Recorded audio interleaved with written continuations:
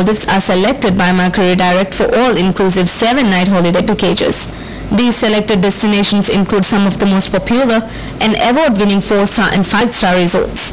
Mercury Direct are working to bring the popular destinations at most affordable rates to customers, and the package is said to be the most affordable travel package to the destination. All prices listed for the holiday packages on Mercury Direct include flights, accommodation, meals, taxis and airport transfers, which gives a convenience with super savings in Asia's tropical hotspots and top romantic getaways. The Mercury Direct destinations are award-winning Adaran Select Meeduparu, Adaran Kabranali, Bandas Island Resort, Kureddu Island Resort and Spa, Chaya Reef El Radu, Chaya Lagoon Hakurahura, Vakarfad Island Resort and Adaran Prestige Wadu. Mercury Direct offer attractive and convenient travel options to these destinations with flexible flight choices from 6 leading UK airports. Established in 1980, Mercury Direct has thrived over the years to become one of UK's leading holiday specialists. In addition to Maldives, Mercury Direct offers cheap but quality holidays to luxury destinations in Australia, Cyprus, Sri Lanka, India, Mauritius and Malta.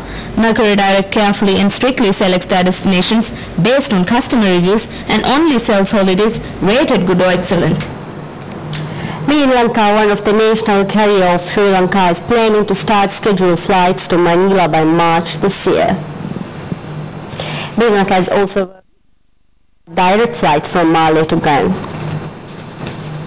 Sharing Sri Lanka's 2012 development plans, Ruwan Kumarage, Assistant Manager of Air Services Maldives, said that they plan to increase its fleet and will start operating to new destinations this year. Air Services Maldives, the operator of Sri Lanka at the Maldives, says that during this March they will start flying to Manila. Sri Lanka has looked at Manila as a new destination, and Saja we have already started flying, that is mainly out of Colombo traffic, and Manila we are looking forward to it. Basically they might start operating in March, from March, and it's going to be 2 flights weekly. I hope we'll get a good fare on that. Ruwan said that as of now they will operate the scheduled flights to Male with the help of Sri Lankan Airlines under the code-share agreement. He said that cooperation with Sri Lankan Airlines is quite helpful. We'll be with Sri Lankan Airlines out of Male. We are not going to change it. And if you take the frequencies that we are flying to other destinations, it is quite great. And if you take Trichy, you get daily flights with Sri Lankan Airlines and Sri Lanka combination. So the connections are quite good. Sharing its operation plan in Maldives, Ruwan said that they are also working on to start its operation at Addo City. He said that instead of Colombo-Male-Gan route, they will start direct scheduled flights as Colombo-Gan route. Yeah, we have a plan to operate to Gan, basically, that is with again combined with Sri Lankan Airlines from Colombo to Gan directly, but it is just planned. Since we are a budget carrier, like since Sri Lanka operating to Male, so we got off operating to Gan. So we'll have a kind of this rush there as well. Ruwan said they are on discussion with the relevant authorities of Maldives in regard of this operation. He said if the things goes as planned, they will be able to start Colombo-Male route flight by this year. Amarnataka Foods started trading of shares in the secondary market at the Maldives Stock Exchange MSC starting from today. In a statement, the General Manager of Amarnataka Foods said that the company expects shareholders, individuals to cooperate and actively take part in the stock market.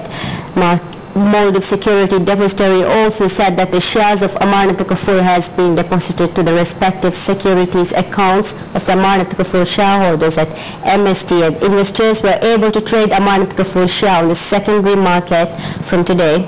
Share certificates also have been issued and couriered to the shareholders who are yet to open the account with MST. In the IPO process, Amarnataka Foods had sold 800,000 shares and issued more than 11.5 million shares as bonus. Amarnataka Foods is the first Sharia-compliant insurance company listed in the Maldives Stock Exchange.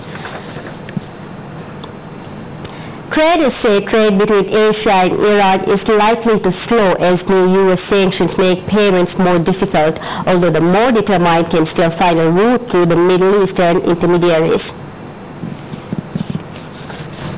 On 5th February, US President Barack Obama authorized new measures which extend sanctions to all Iranian financial institutions and require financial institutions doing business in the United States to block and freeze transactions having a suspected link to Iran. Previous sanctions had only required American banks to reject those transactions. Asian importers of Iranian crude, fuel oil and iron ore will find the sanctions complicate payment, which already often goes through intermediaries in the Middle East. Iran will be forced to rely more on settlement in illiquid currencies, which raises its cost of trade and adds to pressure on its currency. Some Indian rice exporters already have reported defaults by Iranian customers after a real devaluation in January made payments more expensive for both the Iranian importers and the Dubai intermediaries, who must convert rial into dollars to transfer money back to India. Iranian fuel oil shipments through Singapore are slowing as sanctions worry deter traders, while some Iranian iron ore exporters are accelerating loading to China for fear of even more difficulty procuring ships and payment later this month. Iran's economy is already so weakened that its oil exports are more valuable than its imports of foods and consumer goods, making it difficult to offset its exports by paying for imports. An agreement between Iran and India to settle 45% of Indian crude oil purchases in rupees leaves Iran saddled with a currency that is only partly convertible.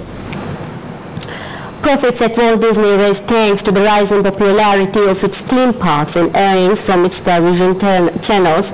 Disney reported profits between October and December last year of $1.46 billion, a rise of 12%. However, revenue in its film business fell despite the successful release of the Muppets movie in the United States. Disney's share fell by 1.3% in after-hours trading in New York.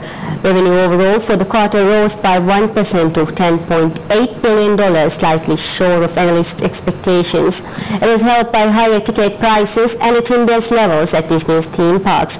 The company said those revenues were boosted by opening of Toy Story Land at Hong Kong Disneyland in November. Disney's television businesses performed solidly, the company said, with cable and satellite distributors paying more to carry ESPN sports programming. Revenue in the Disney's film division fell because the studio released fewer films than it had in previous years to avoid failures. The Muppets earned more than expected, but the results were still lower when compared to a year earlier when Toy Story 3 was released on DVD. Disney also spent several $100 million more in the capital expenditure compared to the same period last year, including the cost of building its fourth cruise ship, the Disney Fantasy. In sports, the final and semi-final games of the fourth VAM President's Cup Volley tournament have been delayed due to the ongoing unrests in the country. The semi-final match, which was earlier scheduled to be played last night, has now been postponed for tomorrow night. The final match is also postponed to be held next Saturday night. Club Piquet will face NAF Regional Club in the semi-final game tomorrow. The winner of the semi-final match will face Police Club in the final game of the tournament. The Football Association of England is preparing to make an announcement Friday on whether John Terry will remain as England captain while facing charges of racist abuse. The issue has been brought to a head after a court decided Wednesday to delay Terry's trial until July after the European Championship. The Chelsea defender denies making racist comments to Queen's Park Rangers defender Anton Ferdinand during a Premier League match in October. The FA leadership has been considering whether Terry's position is tenable amid widespread calls of him to be stripped of the captaincy for the second time. Terry lost them armband before in 2010 World Cup over allegations he had an affair with the former girlfriend of an England teammate. Manchester United's Patrice Evra and Liverpool's Luis Suarez meet on the pitch after 109 days, and the Premier League wants them to maintain the pre-match routine and carry out a handshake. Evra faces Suarez in the Northwest Derby between the two sides on Saturday at Old Trafford, with the 25-year-old striker having recently completed an 8-match suspension handed down by the FA for a racist slur against the Frenchman in the reverse fixture last year. But the animosity between the two sides remains at a high level ahead of the tense encounter. Despite the tensions, the two sides are expected to perform the traditional handshake before kickoff, even as the two players will be closely watched by fans from around the world.